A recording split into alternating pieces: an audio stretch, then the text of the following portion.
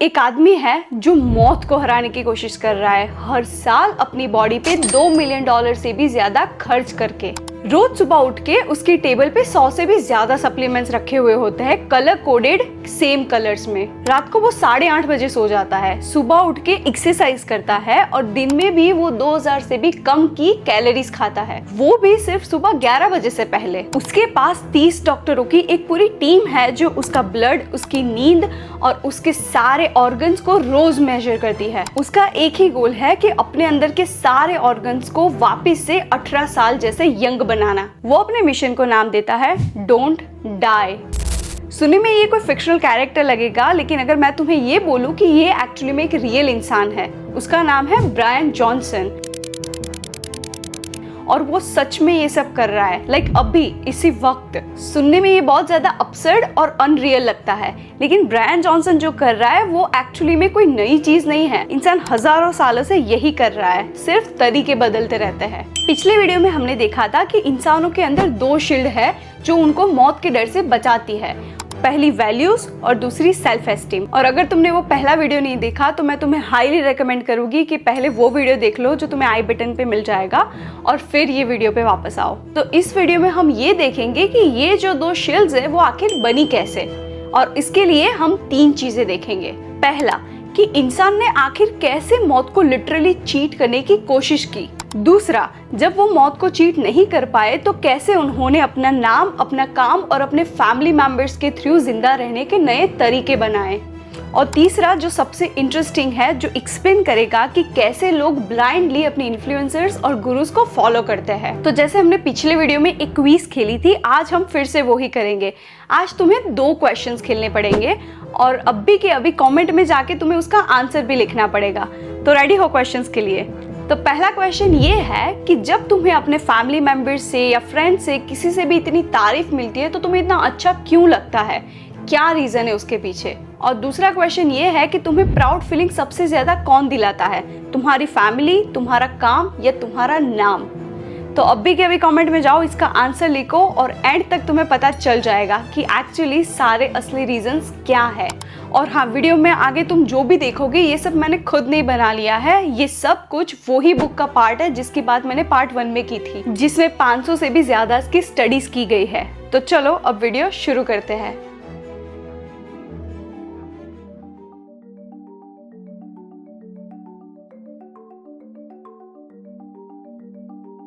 चलो तुम्हें एक जगह दिखाती हूँ मध्य प्रदेश में, जिसका नाम है भीमबेटका। यहाँ पे 700 से भी ज्यादा रॉक शेल्टर्स है जिसमें बहुत सारी पेंटिंग्स बनी हुई है जो करीब 30,000 साल पुरानी है और उसे दुनिया के सबसे पुराने आर्ट में से एक माना जाता है। उन दीवार पे शिकार के सीन्स है, जानवर है, हाथ के निशान है और लोग नाचते हुए भी दिखाए गए हैं। इंसानों ने इतनी जल्दी दीवारों पे अपनी कहानियां बनानी शुरू कर दी थी, जैसे वो अपनी फ्यूचर जनरेशंस को चिल्ला चिल्ला के बोल रहे हो कि हम यहाँ पे थे। लेकिन ये सिर्फ आर्ट नहीं है। जैसे जैसे इंसान को मौत का एहसास हुआ, उन्होंने खुद से एक सवाल पूछा कि अगर मैं मर जाऊं तो क्या सच में सब खत्म हो जाएगा? और इस सवाल का जवाब ढूंढने के लिए इंसान ने रिलीजन बनाए, आत्माएं बनाई और वो दुनिया बनाई कि जहाँ पे मौत के बाद भी कुछ बचा रहता है। हमारे यहाँ आज भी इसका एक जीता जाता एग्जाम्पल है श्राद्ध और पिंडदान, जो हम अपने गुजरे हुए पेरेंट्स के लिए करते हैं। पूरे परिवार के इकट्ठा होने से लेके कौवों को खाना खिलाने तक, इस सब के पीछे एक ही बिलीफ है कि ये सारे रिचुअल करने से आत्मा को शांति मिलती है और उससे आगे बढ़ने में मदद मिलेगी। ये सिर्फ रीति रिवाज नहीं है, ये 1000 साल पुरानी वो बिलीफ है कि मौत के बाद भी कुछ कंटिन्यू रहता है और हम सब इस कंटिन्यूटी में अपना रोल निभा सकते हैं। अब देखते हैं कि ये इंस्टिंक्ट आज कैसे दिखता है, कभी कभी तो अनएक्सपेक्टेड जगह पे।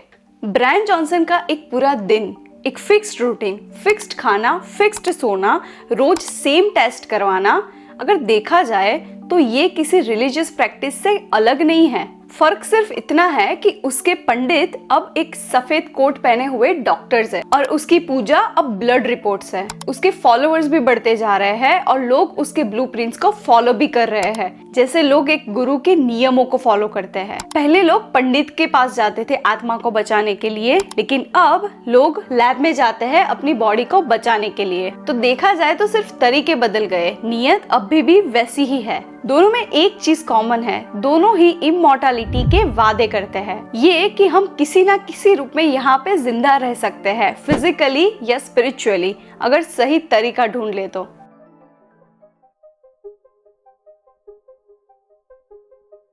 तो सबके पास ना तो वो $2 मिलियन है और ना ही स्पिरिचुअल सर्टेनिटी। तो बाकी लोग आखिर करते क्या है? हम इमॉर्टैलिटी का एक दूसरा रियलिस्टिक वर्जन ढूंढते हैं। इसको बोलते हैं सिंबॉलिक इमॉर्टैलिटी। ये बिलीव कि हम किसी बड़े चीज का हिस्सा है और ये हमारे मरने के बाद भी चलता रहेगा। और ये हमारे अंदर 3 पिलर्स के थ्रू आता है, फैमिली, फेम एंड दौलत। तो चलो एक एक करके देखते हैं। पहला पिलर है फैमिली।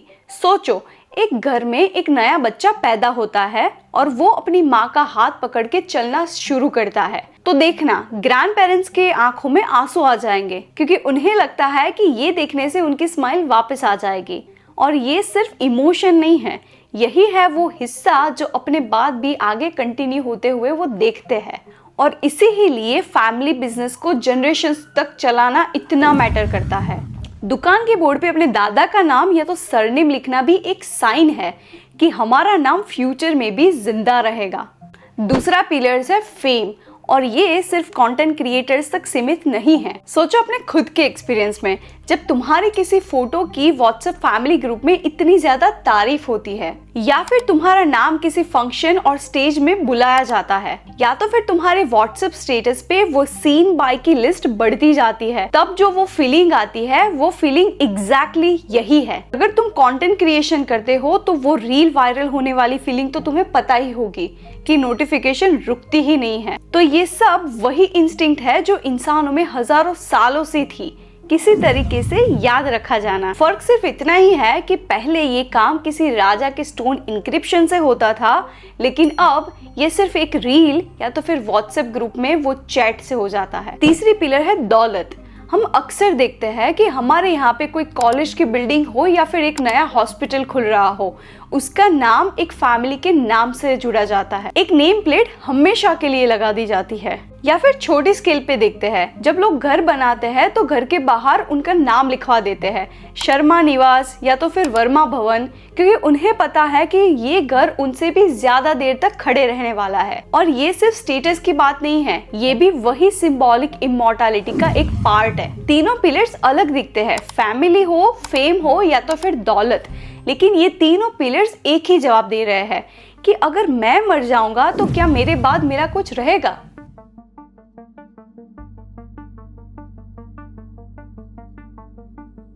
याद है वीडियो के स्टार्टिंग में मैंने बोला था कि तीसरी और सबसे इंटरेस्टिंग चीज देखेंगे कि क्यों लोग अपने गुरुज और अपने इन्फ्लुएंसर्स को ब्लाइंडली फॉलो करते हैं। तो चलो अब ये देखते हैं, क्योंकि ये पिछले वीडियो से डायरेक्टली लिंक्ड है।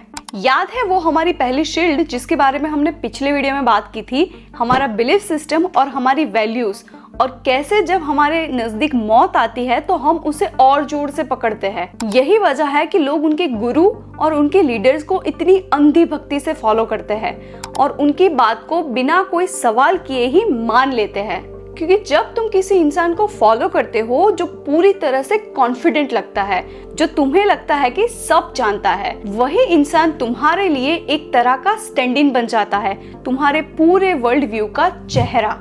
उन्हें फॉलो करना, उन पे डाउट ना करना, ये एक तरह से तुम्हारे खुद के बिलीफ सिस्टम को बचाने जैसा है। सोचो तुम्हारे फेवरेट लीडर या गुरु के अगेंस्ट कोई कुछ बोले, चाहे वो सच ही क्यों ना हो, लेकिन फिर भी तुम्हारा पहला रिएक्शन क्या होता है? ज्यादातर लोगों का रिएक्शन यही होता है कि किसी ना किसी तरीके से उस इंसान को गलत साबित करना, डिफेंसिव मोड में आ जाना, कभी कभी तो बिना पूरी बात सुने ही। लेकिन क्यों? क्योंकि अगर तुम्हारा गुरु गलत निकला तो तुम्हारी पूरी वर्ल्ड व्यू हिलने लगती है। और जितना ही ज्यादा लोग उन पे सवाल उठाए, तुम उतने ही ज्यादा उनको डिफेंड करते हो। एग्जैक्टली जैसे हमने पार्ट 1 में देखा था कि जब कोई रीति रिवाज या तो फिर कंट्री के अगेंस्ट बोले तो तुम्हें बहुत ज्यादा हार्श लगता है। तो अगली बार जब तुम देखो कि कोई अपने लीडर या गुरु को ब्लाइंडली फॉलो कर रहा है बिना कोई सवाल किए, तो समझ जाना कि ये सिर्फ उनका फेथ नहीं है, ये उनकी अपनी मौत से बचने की एक और कोशिश है, बस इस बार किसी दूसरे इंसान के थ्रू। तो चाहे लिटरल इमॉर्टैलिटी हो, फैमिली, फेम या तो फिर किसी को अंधी तरह से फॉलो करना ही क्यों ना हो, ये सब एक ही जवाब देता है, हमारा सबसे पुराना डर कि हमारा होना किसी के लिए मैटर करे हमेशा के लिए।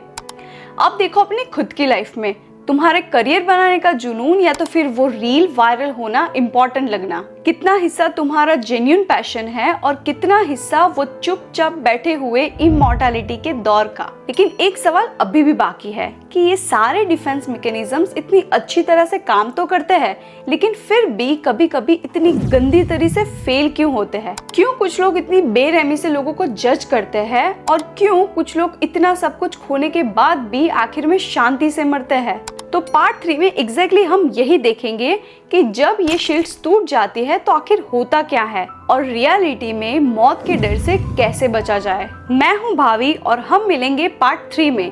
तब तक के लिए स्टे अलाइव।